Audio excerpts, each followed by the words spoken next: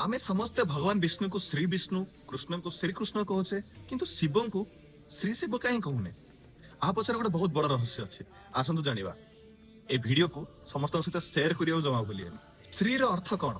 शास्त्र अनुसार श्री रो अर्थ होची लक्ष्मी ऐश्वर्य संपत्ति सौंदर्य एवं सांसारिक सुख।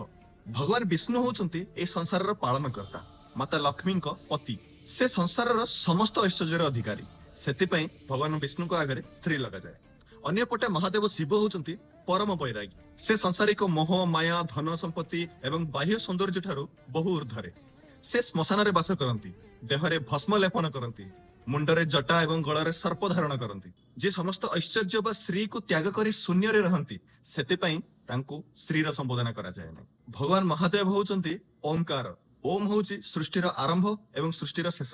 जेउठी विष्णु संसारर साकार एवं ऐश्वर्य रूप को दर्शांती सेठी शिव संसारर निराकार बा त्याग रूप को दर्शांती। श्री सौभाग्यर प्रतीक किंतु शिव मुक्तिर प्रतीक। संसार चलाइबा पई श्री आवश्यक किंतु भीतर शांति पई शिव आवश्यक। कमेंट रे हर हर महादेव लिखियो भूलिबेनी और ए वीडियो को समस्त को शेयर करत।